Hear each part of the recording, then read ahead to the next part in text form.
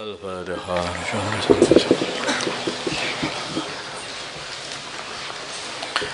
Keputusan Fasul Masail Rabu 12 Safar 1447 Hijriah 6 Agustus 2025 Miladi.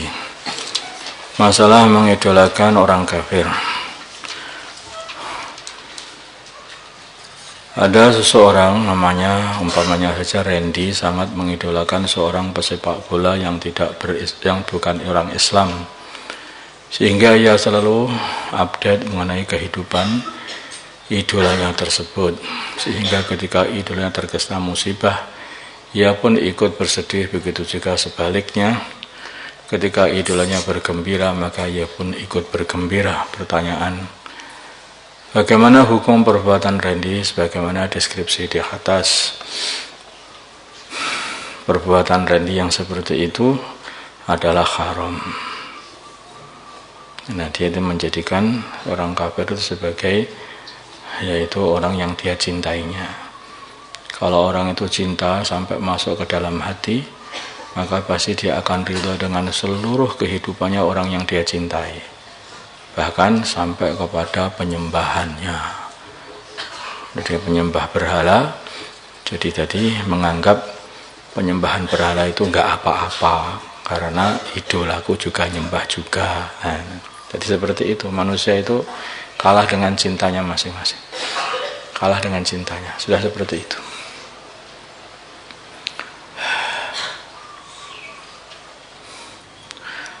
Masalah jarak shaf antara imam dan makmum. Jadi makanya dalam hati itu jangan sekali-kali kamu itu masukkan dalam hati cinta kepada musuhnya Allah. Kalau dalam hatinya itu ada musuhnya Allah yang kamu cintai, lah terus nanti Gusti Allah nyiksa musuhnya di dalam hatimu. Ya kamu ketut lah. Itu aja dah.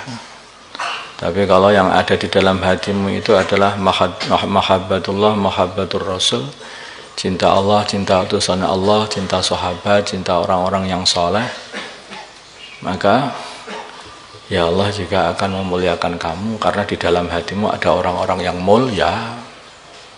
Gitu aja. Pengen mulia, masuki hatimu orang-orang mulia. Pengen hina, masuki hatimu dengan orang-orang yang hina. Pengen jadi musuh Allah, ya masuki hatimu dengan mencintai musuh-musuhnya Allah. Dan itu berbahaya kan. Nah, ketika Nabi itu didatangi oleh seorang pemuda, yang pemuda ini mengatakan, aku iman kepada engkau, kepada Allah dan kepada engkau, wahai baginda Nabi.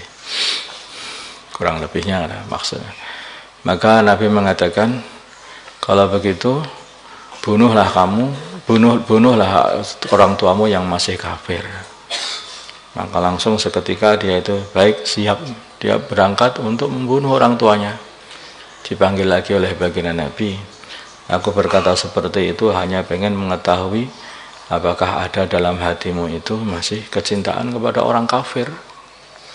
Kita sudah enggak, dan aku diutus bukan untuk memutuskan tali persaudaraan, tali silaturahim. Ya usah.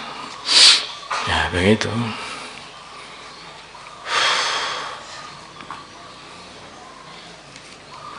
Masalah jarak shaf antara berbuat baik bukan berarti harus mencintai, berbakti pun tidak harus mencintai juga. Ya seperti itu, ketika kedua orang tua ini masih musyrik, kemudian dia ini menginginkan kamu keluar dari agama, mengikuti agama dia, mensekutukan Allah. Wa in jahadaka 'ala an tusyrika bi ma laysa laka bihi ilm fala tuti'huma. Bila mana kedua orang tuamu mengajak kamu untuk mensekutukan Allah, mensekutukan aku, yaitu Allah Subhanahu wa taala, fala tuti'huma, jangan kamu ikuti orang tuamu. Lah secara zahir wa sahibhuma fid dunya ma'rufa. Fid dunya ma'rufa. Selama di dunia ini maka berbuatlah baik dengan dia, berbakti. Tapi kalau sudah urusan agama, oh enggak bisa. Siapa tahu dengan dilembuti, didekati, didakwahi, nanti suatu hari dia itu juga menerima sehingga meninggalkan kesyirikan, kembali kepada Allah Subhanahu wa taala. Masalah jarak shaf antara imam dengan makmum. Hampir di setiap masjid apabila masjid besar, kita menemukan garis-garis shaf yang dibuat untuk para jamaah. Setiap shaf satu sama lain memiliki jarak yang sama dari shaf depan sampai belakang. Akan tetapi yang berbeda adalah jarak antara imam dengan makmum yang berada di shaf pertama.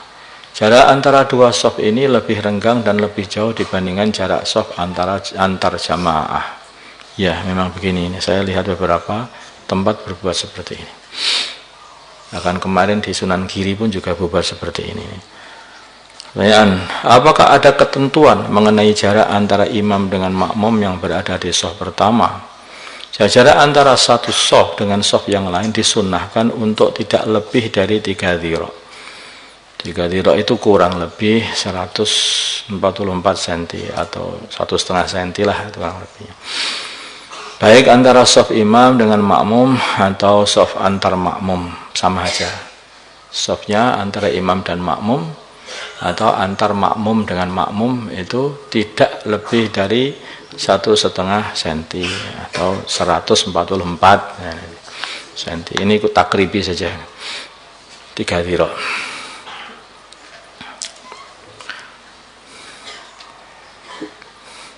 Dan jika dilanggar, maksudnya lebih daripada 1,5 meter, 1,5 meter.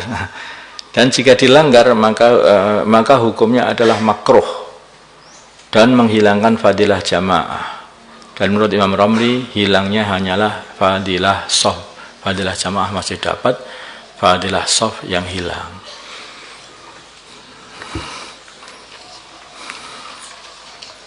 Tapi ini tidak penting, jadi jangan terlalu renggang.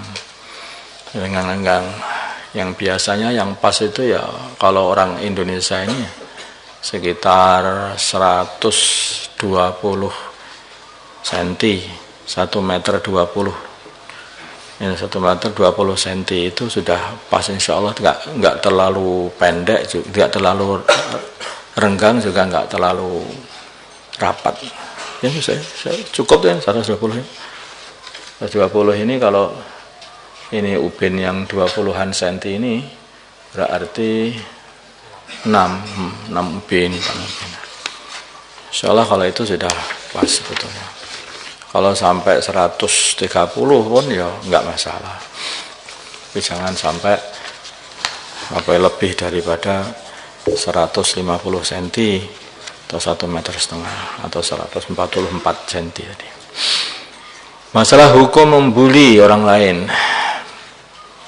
Ini banyak, ini anak-anak muda biasanya suka membuli orang yang sebetulnya dia ini sudah sakit hatinya dibuli itu. Bahkan kadang-kadang membuli itu sampai kepada fisik,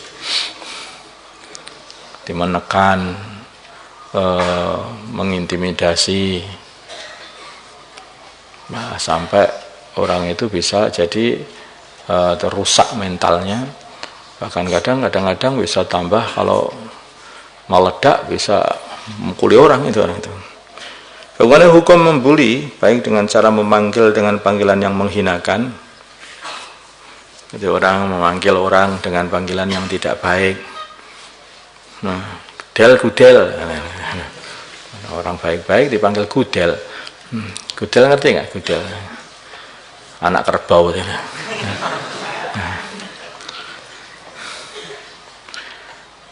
Atau dengan mempermalukan atau menjadikan bahan tertawaan. Banyak orang, satu orang dibuat tertawaan begitu. Nah, boleh ada perilaku kekerasan fisik ataupun mental. Ya, kadang-kadang dipukul atau di kepalanya dibuat mainan, semua teman-temannya buat mainan, atau sering dikerjai atau gimana ya, apalah. Bully adalah perilaku kekerasan fisik ataupun mental yang dilakukan satu orang atau lebih dengan cara melakukan penyerangan atau mengintimidasi orang lain. Nah, perilaku kekerasan ini biasa terjadi di lingkungan sekolah dan umumnya menimpa ya lingkungan sekolah itu artinya juga di lingkungan pondok juga banyak terjadi. Dan umumnya menimpa yang secara fisik lebih lemah. Mana yang lemah, maka itu makin dibully. Kadang-kadang dengan cara itu disuruh-suruh terus itu. Nah, seperti itu juga. Menimpa secara fisik kepada orang yang lemah dari teman-teman yang sebayanya. Ya, perilaku membuli ini adalah haram. Ini adalah haram. Karena itu menghinakan orang Islam. Masalah mahar tidak diserahkan kepada istri. Mahar. Ada seorang suami belum menyerahkan maharnya kepada sang istri, bahkan sebagian suami menggunakan sebagai bisnis maharnya tadi. Padahal dulu ketika akad mahar tersebut diakadi secara kontan. Lah, ini piye di sini? Pertanyaannya, bagaimana hukum tindakan sang suami? Tidak dibenarkan dan tidak boleh, kecuali jikalau ada izin dari istri secara sukarela, bukan karena terpaksa. Secara sukarela. Ya, kadang-kadang orang itu ya hati-hati ya gitu. Karena itu akhirnya hakikatnya mahar itu sudah diberikan itu kepada istrimu. Sedangkan kalau kamu itu masih merasa, kadang-kadang itu suami itu masih merasa punya, padahal itu sudah dikasihkan istrinya, masih merasa punya. Kita ini kan yo sama-sama kan hidup bareng itu. Jadi maharnya ini bagaimana kalau kita buat bisnis? Lagi orang namanya pengantin baru seneng kalau ngomong, jadi nanti kalau sudah lama. Masih baru, oh ya nggak apa-apa mas, tapi ketika sudah lama baru sadar innalillahi wa inna ilaihi. Ya ini banyak yang terjadi seperti ini. Istrinya baru sadar ketika sudah lama, ternyata selama ini aku ini telah dikerjai, nggak dikasih apa-apa. Jadi seperti itu. Hal seperti ini nggak boleh Tuhan. Secara akhlak pun, apalagi kalau dalam kondisi istri itu masih, apalagi belum masih seneng-senengnya karena pengantin baru itu secara akhlak jangan, walaupun dia mengatakan iya, jangan seperti itu. Nanti akhirnya apa? Kalau kamu tidak ngasih apa-apa kepada istrimu, itu pasti nanti suatu hari istrimu pun juga akan berani kepada kamu. Jadi gitu saja. Kalau kamu memuliakan istrimu di awal-awal, maka istrimu juga akan taat nanti di akhir-akhir. Itu aja. Orang yang tidak memuliakan orang tidak akan dimuliakan. Kalau orang sudah memuliakan orang pasti akan dimuliakan. Itu aja. Al-Fatihah. Allahumma salli ala sayyidina Muhammad wa ala sayyidina Muhammad wa ala sayyidina Ibrahim wa ala ali sayyidina Ibrahim.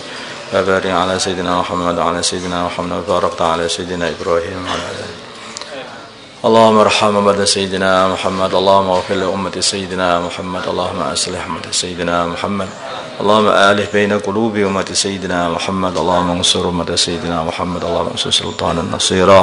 صلى الله على سيدنا محمد النبي الأمي وعلى آله وصحبه وسلم. الحمد لله رب العالمين.